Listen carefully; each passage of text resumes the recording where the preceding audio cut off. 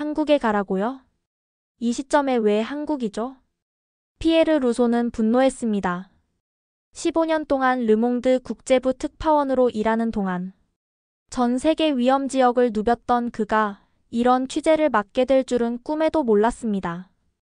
아프가니스탄 전선에서도 생중계를 해냈고 쓰나미 현장에서 생존자를 구하며 보도했던 베테랑 기자였습니다. 한국? 내가 왜 한국에 가야 한다는 거지? 피에르 루소는 편집장 사무실에서 목소리를 높였습니다. 지금 중동 분쟁 취재를 준비하고 있다고요. 편집장 마사는 단호했습니다. 데이터 분석팀에서 놀라운 패턴을 발견했네. 전 세계 주요 도시들의 사회적 속도 지수를 측정했는데 서울이 다른 모든 도시를 압도하고 있어. 사회적 속도라는 게 뭡니까?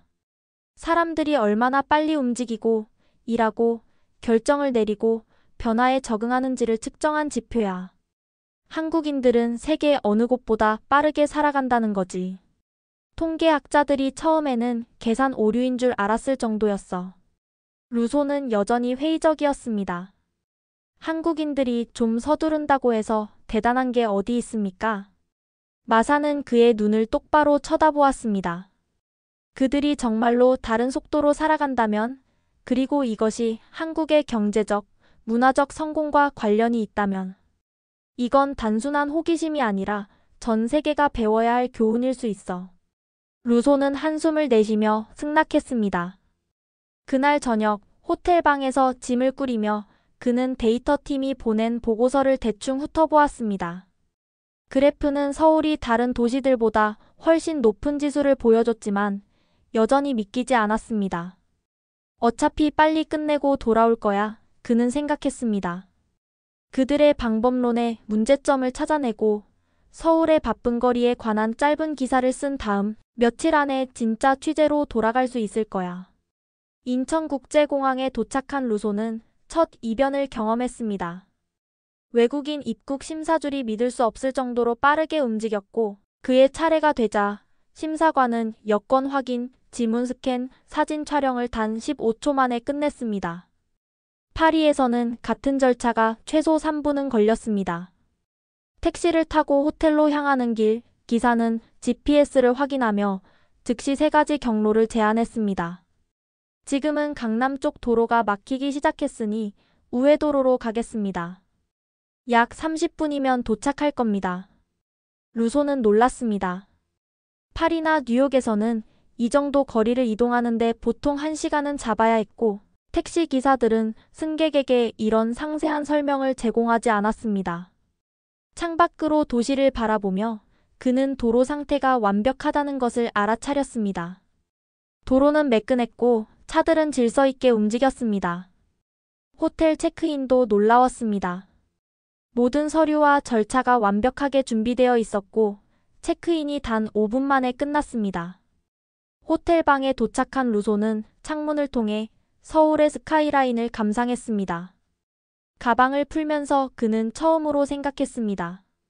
데이터팀이 옳았을까? 이곳은 정말 다르게 움직이는 것 같은데.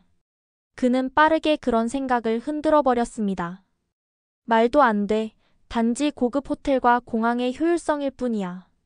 내일 실제 도시를 돌아다니면 진짜 모습을 볼 수 있겠지. 다음 날 아침 루소는 출근 시간대에 지하철을 타보기로 했습니다.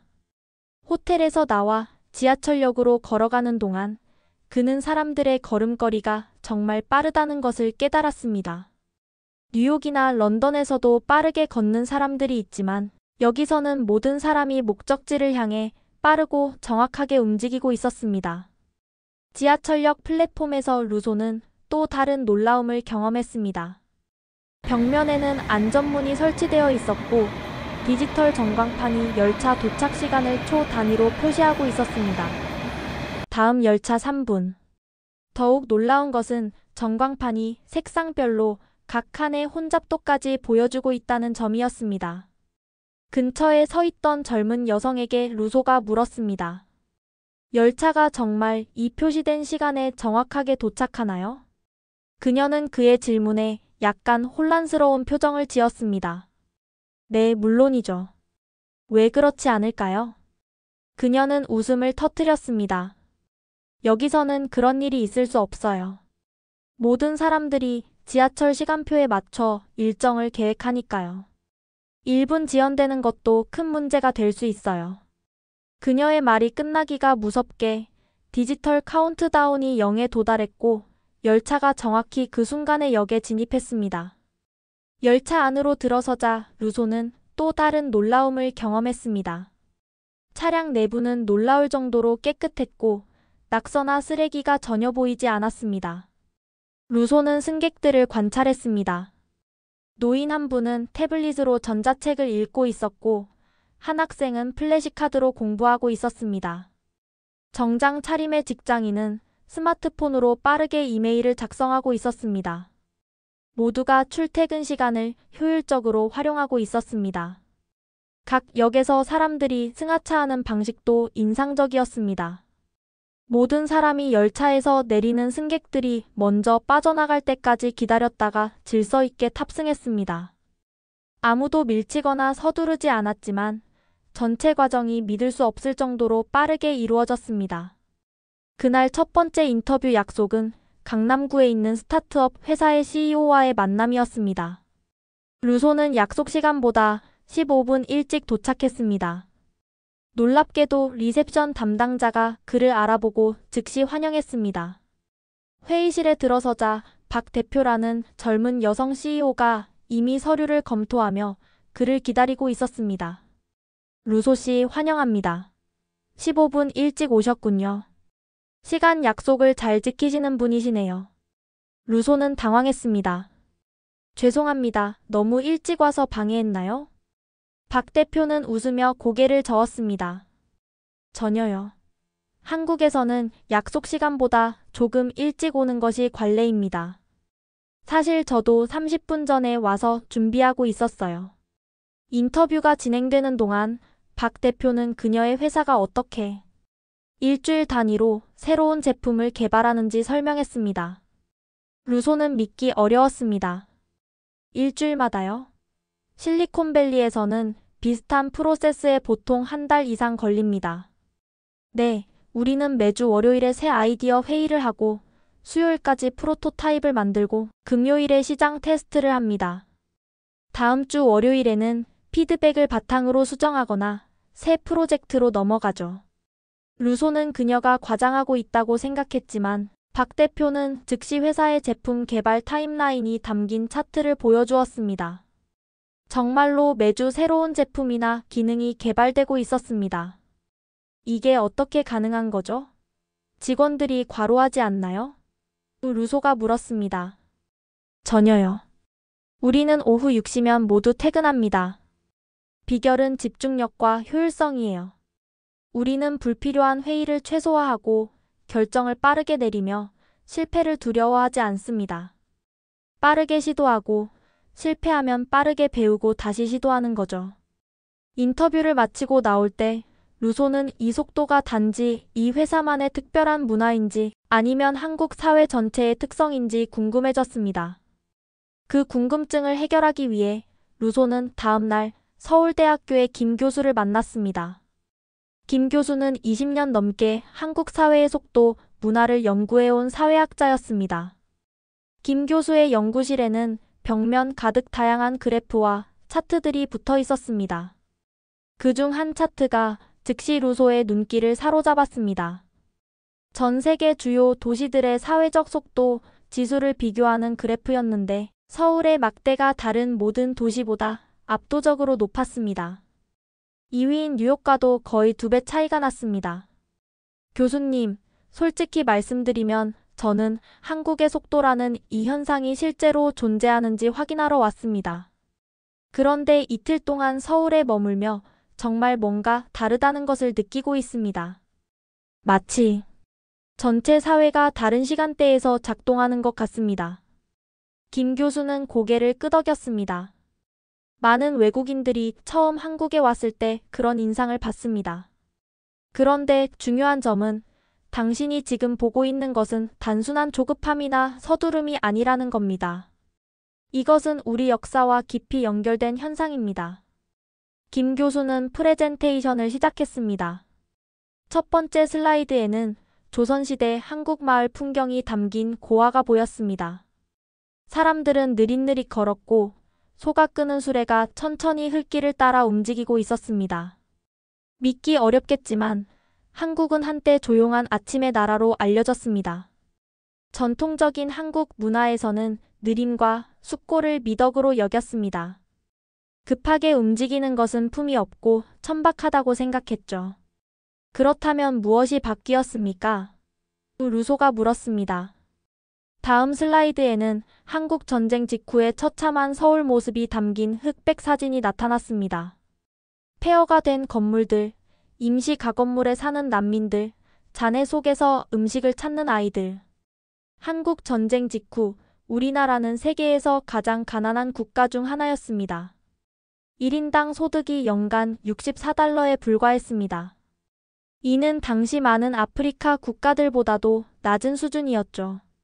다음 슬라이드는 같은 장소의 현대 서울 모습이었습니다. 하늘을 찌르는 고층 빌딩들, 넓은 고속도로, 첨단 인프라가 가득했습니다. 이제 오늘날의 한국을 보세요. 단 70년 만에 우리는 전쟁으로 파괴된 최빈국에서 세계 10위권의 경제 대국으로 성장했습니다. 서구 국가들이 200년 이상 걸린 발전 과정을 우리는 단 몇십 년 만에 압축했습니다. 어떻게 이런 일이 가능했습니까? 우리는 시간을 압축하는 법을 배웠습니다. 아무것도 없는 상태에서 시작해 수세기 전에 산업화된 국가들을 따라잡으려면 일반적인 속도로는 불가능합니다. 다른 나라들이 걸을 때 우리는 뛰어야만 했죠. 김 교수는 1970년대 경부고속도로 건설 현장의 영상을 보여주었습니다. 수천 명의 노동자들이 밤낮 없이 작업하는 모습이었습니다. 외국 전문가들은 이 428km 고속도로를 완공하는데 최소 10년이 걸릴 것이라고 예측했습니다. 하지만 우리는 2년 5개월 만에 완공했습니다. 이것이 한국 역사의 중요한 전환점이 되었습니다. 불가능해 보이는 일정도 의지와 단결로 이룰 수 있다는 증거였죠. 그래서 빨리빨리라는 말이 나온 건가요? 빨리빨리는 한국어로 빠르게, 빠르게라는 뜻입니다. 이런 역사적 경험들이 한국인의 DNA의 속도를 각인시켰습니다. 한 국가 전체가 생존 위기를 겪고 그것을 극복하기 위해 상상할 수 없는 속도로 움직여야 했을 때 속도는 단순한 습관을 넘어 핵심 가치가 됩니다. 하지만 일상생활에서도 이 역사적 속도가 어떻게 영향을 미치는 건가요?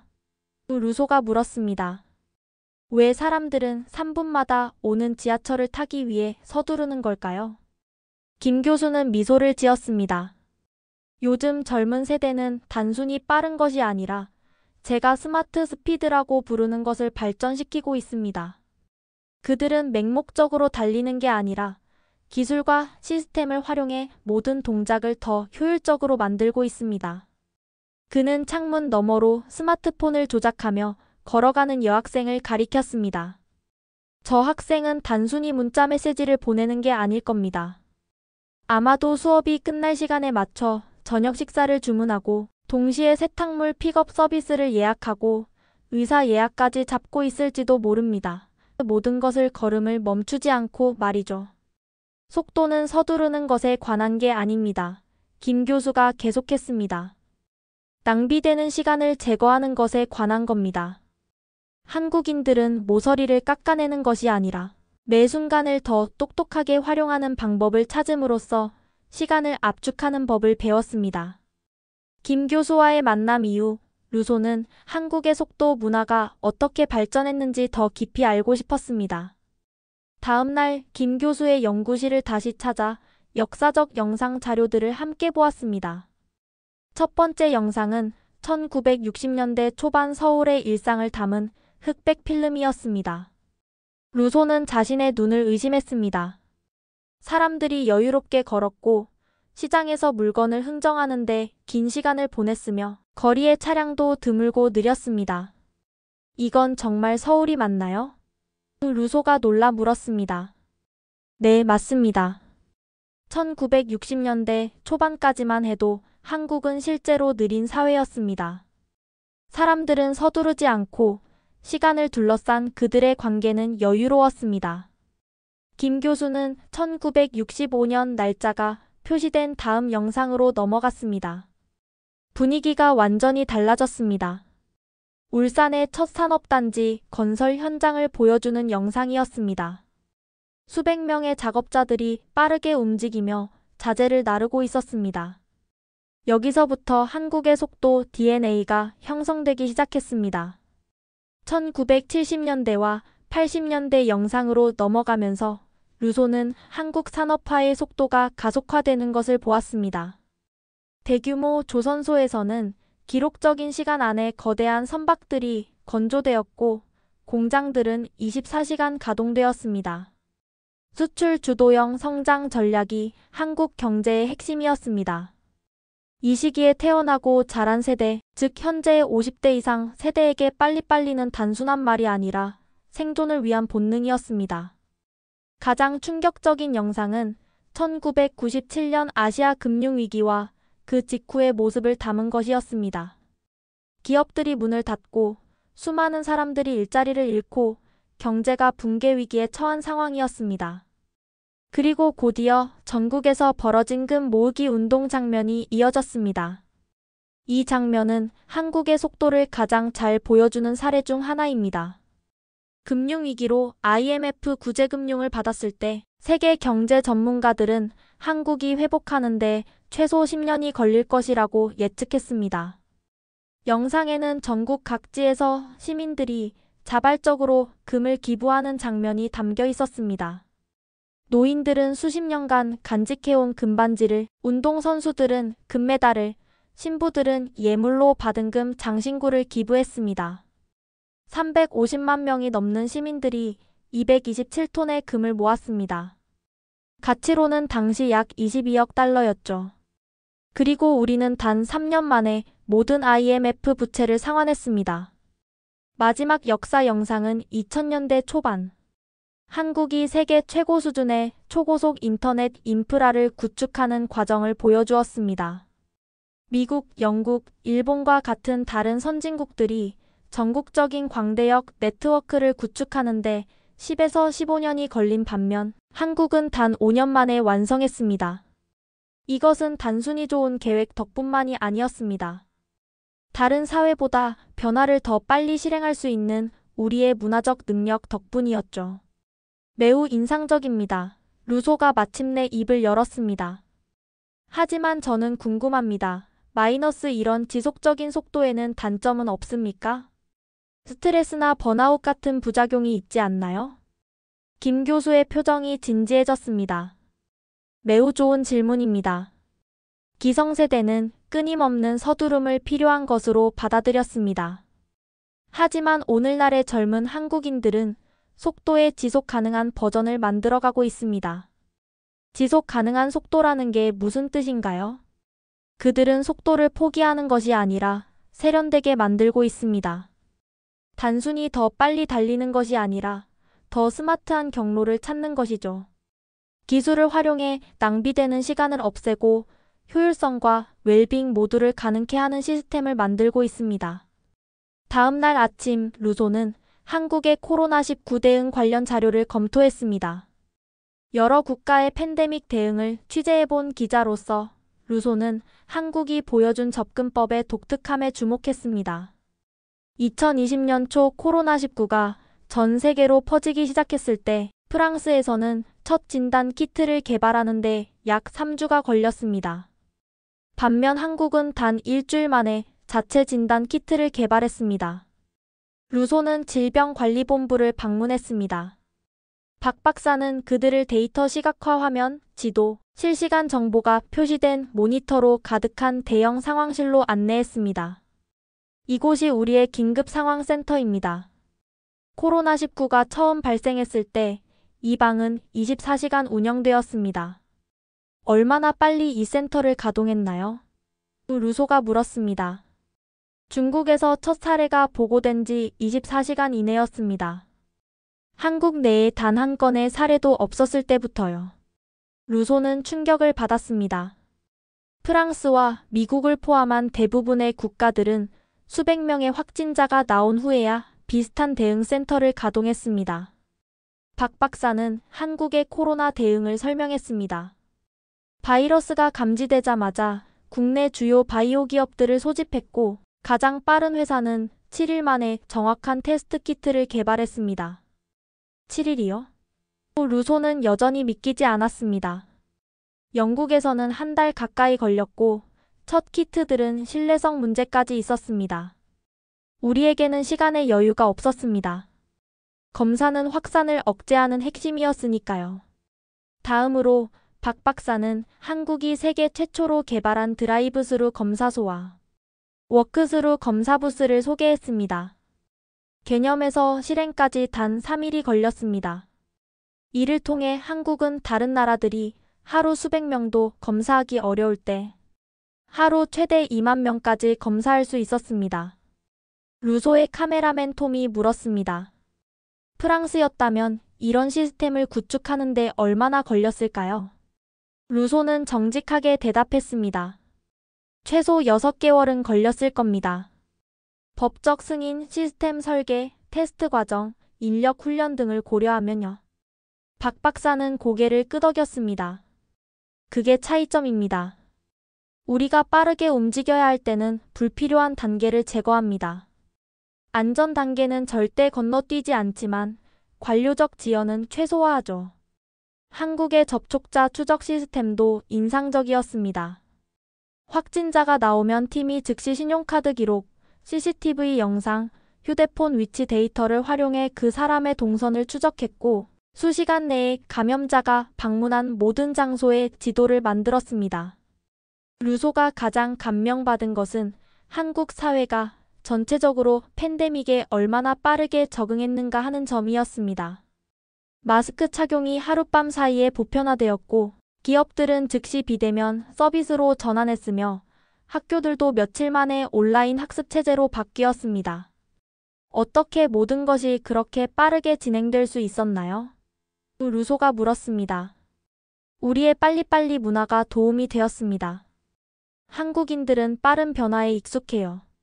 더 중요한 것은 2015년 메르스 경험 덕분에 이미 비상계획이 준비되어 있었다는 점이죠. 호텔로 돌아온 루소는 코로나 대응이 한국의 속도, 문화가 현실 세계에서 어떤 이점을 가져오는지 보여주는 가장 극적인 현대적 사례라고 생각했습니다. 그것은 무의미하게 서두르는 것이 아니라 필요한 순간에 사회 전체가 신속하게 반응할 수 있는 능력에 관한 것이었습니다. 김 교수의 말이 그의 머릿속에 울렸습니다.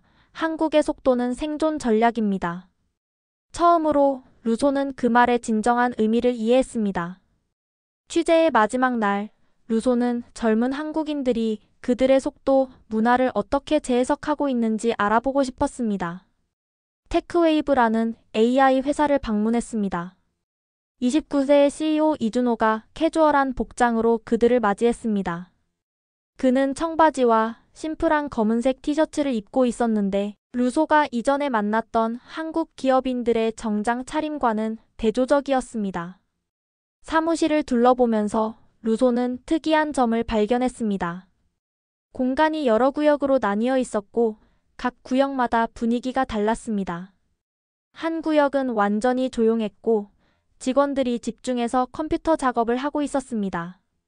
다른 구역은 활발한 토론이 오가는 공간이었고 또 다른 구역에는 편안한 소파가 있어 직원들이 헤드폰을 끼고 일하고 있었습니다. 이렇게 구역이 나뉘어 있는 이유가 뭔가요? 루소가 물었습니다. 우리는 부서가 아닌 모드에 따라 공간을 구성합니다. 집중 모드, 협업 모드, 휴식 모드로 나뉘어 있어요. 직원들은 누구를 위해 일하는지가 아니라 무엇을 하는지에 따라 공간 사이를 이동합니다. 한 벽에는 하루를 시간대별로 구분한 대형 디지털 일정표가 걸려 있었습니다. 오전 9시부터 11시 30분까지는 딥포커스 타임입니다. 이 시간 동안 모든 직원은 가장 중요한 업무에 집중합니다. 회의도 전화도 어떤 방해도 없어요. 우리 연구에 따르면 진정한 집중 상태의 3시간은 산만한 상태의 8시간보다 더 많은 성과를 낸다고 합니다. 점심시간은 어떻게 관리하나요? 루소가 물었습니다. 빨리 먹고 다시 일할 것 같은데요. 준호가 웃었습니다. 전혀 그렇지 않습니다. 우리는 식사를 절대 서두르지 않아요. 음식은 한국 문화에서 매우 중요합니다. 모든 직원이 온전히 1시간을 점심에 사용하고 그 시간 동안에는 업무 이야기를 하지 않습니다. 그는 회사 식당을 보여주었습니다. 직원들이 큰 테이블에 모여 대화를 나누며 음식을 즐기고 있었습니다. 놀랍게도 아무도 휴대폰을 보고 있지 않았습니다. 점심 후 1시부터 3시까지는 협업 타임입니다. 그 다음 3시부터 5시는 이메일, 전화, 작은 업무들을 위한 유연 시간입니다. 모든 직원은 5시 30분까지 퇴근합니다. 전통적인 한국 기업들보다 근무 시간이 훨씬 짧네요. 루소가 관찰했습니다. 하지만 생산성은 더 높습니다. 우리는 책상에 앉아 있는 시간이 아니라 실제 결과를 측정합니다. 사무실 한쪽 구석에서 루소는 26세 AI 개발자 김지원과 인터뷰를 했습니다. 그녀는 자신의 세대가 어떻게 한국의 속도, 문화를 재정의하고 있는지 설명했습니다. 우리 부모님 세대는 전쟁 후 한국을 재건하기 위해 매일 12시간씩 주 6일을 일해야만 했어요. 그들에게는 국가 발전을 위해 그런 극한의 노력이 필요했죠. 하지만 우리 세대는 지속 가능한 속도라는 개념을 만들고 있습니다. 그녀는 자신의 휴대폰에 있는 앱을 보여주었습니다. 그것은 집중 점수를 추적하는 앱이었는데 얼마나 오래 일했는지가 아니라 얼마나 깊이 집중했는지를 측정했습니다. 저는 보통 주당 35시간만 일하지만 주 60시간 일하는 선배들보다 더 많은 일을 해냅니다. 사무실 투어를 계속하면서 루소는 여러 직원들이 편안한 안락 의자에서 짧은 낮잠을 자고 있는 방을 발견했습니다. 우리의 재충전실입니다. 연구에 따르면 20분의 낮잠이 오후 생산성을 34% 향상시킨다고 합니다. 우리는 휴식을 두려워하지 않습니다. 오히려 그것도 효율적으로 만들 뿐이죠. 이런 속도에 대한 접근법은 루소가 한국에 오기 전에 생각했던 것과는 완전히 달랐습니다. 그것은 끊임없이 서두르거나 스트레스 속에 살아가는 것이 아니라 비효율성을 제거해 더 많은 성과를 내는 동시에 더 나은 삶의 질을 유지하는 방법이었습니다. 떠나기 전 루소는 준호에게 한국의 전통적인 빨리빨리 문화에 대한 생각을 물었습니다. 우리는 부모님과 조부모님이 이룩한 업적에 깊이 감사하고 존경합니다. 그들의 속도는 당시 생존에 필수적이었습니다. 우리 세대는 그 기반 위에 더 지속 가능한 형태를 만들어가고 있습니다. 번아웃 없이 빠르게 일하는 방법을 찾고 있죠. 기성세대는 우리에게 달리는 법을 가르쳐 주었습니다. 우리는 이제 언제 전력 질주하고 언제 쉬어야 하는지를 배우고 있습니다.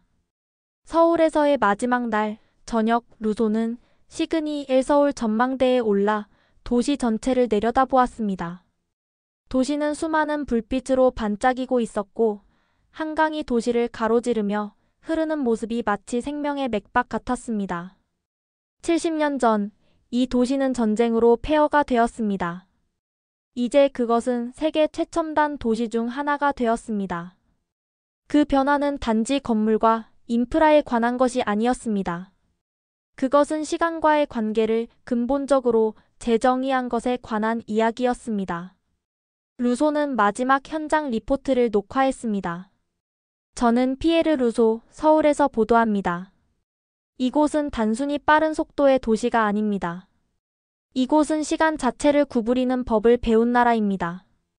제가 발견한 것은 단순한 조급함이나 서두름의 문화가 아니라 역사적 필요에서 태어나 놀라운 능력으로 발전된 필요할 때 시간을 압축할 수 있는 사회입니다. 한국은 단지 다른 속도로 움직이는 것이 아닙니다. 이곳은 이미 미래에 살고 있습니다.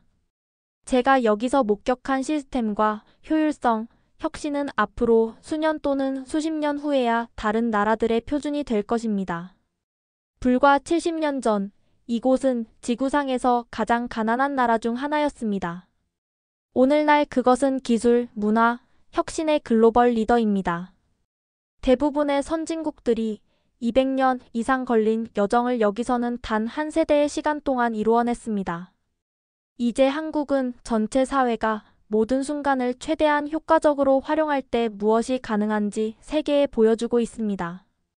파리로 돌아온 후 루소의 다큐멘터리 한국의 속도 미래를 사는 나라는 큰 화제를 모았습니다. 그는 이후 시간의 주인들 세계가 한국에서 배울 수 있는 것이라는 책을 출간했고, 이는 전 세계 비즈니스 베스트셀러가 되었습니다.